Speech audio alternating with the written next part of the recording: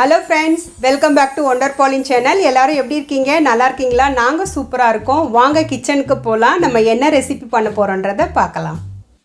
கடாயை அடுப்புல வச்சு சூடானவுடன் 2 கப் கருப்பு உளுந்து சேர்த்துக்கணும்.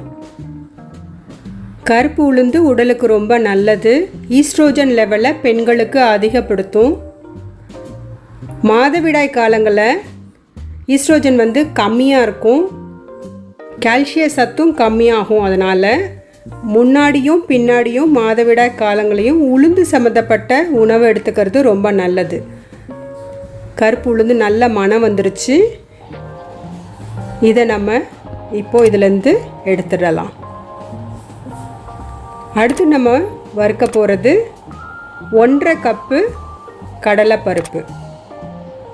கடலைப்பருப்பு 1.5 கப்பு, உளுந்து 2 கப்பு.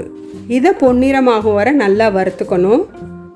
ஃப்ரெண்ட்ஸ், நம்ம இப்போ பார்த்துட்ருக்கிறது ஆரோக்கியமான இட்லி பொடி. இதில் பூண்டும் நம்ம சேர்க்க போகிறோம்.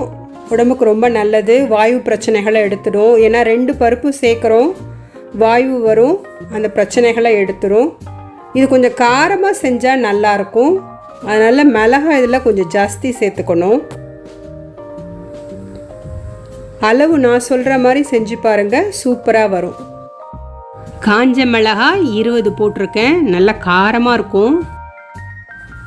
2 ஸ்பூனு தனியா போட்டு வறுத்துக்கிறோம். நல்ல மணமாக இருக்கும் இந்த இட்லி பொடி தனியா போடுறதால. பூண்டு 1/2 கப் எடுத்து நல்லா வறுத்துக்கணும். ஸ்டவ்வை சிம்மில் வச்சு வறுத்துக்கோங்க. பூண்டு மணம் வந்துருச்சு, நிறம் மாறிடுச்சு, போதும், எடுத்துடலாம். இப்போது நல்லா அரைச்சி கொண்டு வந்தாச்சு உப்பு சேர்த்து. அருமையான பூண்டு இட்லி பொடி வீட்டிலே ரெடி ஆயிடுச்சு. நம்ம இது கடையில் வாங்க போனால் ஜாஸ்தி விலை இருக்கும். நம்ம வீட்டிலே செய்யும்போது நம்மளுக்கு குவான்டிட்டியும் அதிகமாக கிடைக்கிது. சுத்தமான முறையில் செய்கிறோம். இந்த பூண்டு இட்லி பொடியை இட்லி சுட சுட வச்சு சாப்பிடும்போது அருமையாக இருக்கும். உங்கள் வீட்டில் இந்த மாதிரி செஞ்சு பாருங்கள், உங்கள் குழந்தைங்களுக்கு கொடுங்க. ஆரோக்கியமான பூண்டு இட்லி பொடியை அடிக்கடி உணவில் சேர்த்துக்கோங்க. ஆரோக்கியமாக இருங்க. ஃப்ரெண்ட்ஸ், ஏற்கனவே நம்ம சேனலில் ஆரோக்கியமான இட்லி பொடின்னு இன்னொரு ரெசிபி போட்டிருப்பேன், பாருங்கள். அந்த இட்லி பொடியும் சூப்பராக இருக்கும். டிஸ்கிரிப்ஷன் பாக்ஸில் லிங்க் கொடுக்குறேன். இந்த ரெசிபி உங்களுக்கு பிடிச்சிருந்தா லைக் பண்ணுங்கள், ஷேர் பண்ணுங்கள், கமெண்ட் பண்ணுங்க.